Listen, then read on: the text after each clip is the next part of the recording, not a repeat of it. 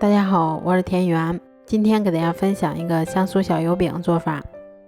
首先我们准备300克的普通面粉，先加入3克酵母粉，再加入5克白糖，接着我们用筷子先把它们充分搅拌均匀。搅匀后，我们再少量多次的加入大约170克的清水，然后用筷子先把它们搅拌成这种面絮状，然后再下手把它们揉成像这种偏软一些的光滑面团。揉好后，我们再给它盖上保鲜膜，让它先松弛30分钟。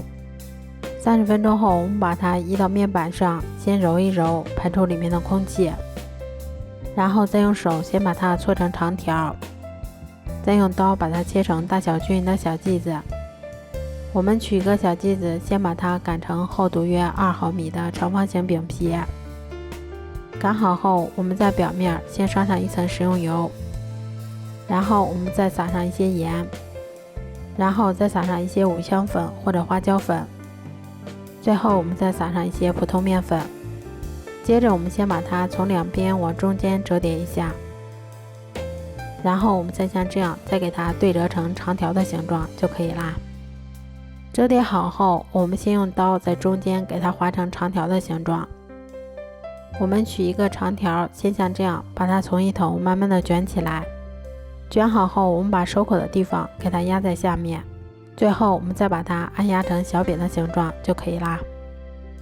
都做好后，我们把电饼铛先预热刷油，然后再把我们做好的生胚依次放到电饼铛里面。接着我们在表面先刷上一层食用油，防止水分的流失。全程用中火烙，中间给它们勤翻弄一下，确保熟热均匀。最后一直烙至两面金黄后就可以出锅啦。这样做出的发面香酥小油饼，吃起来外酥里软又咸香，味道比外面买的还要好。如果喜欢的话就试试吧。喜欢我的视频就关注我吧，谢谢您的支持啊。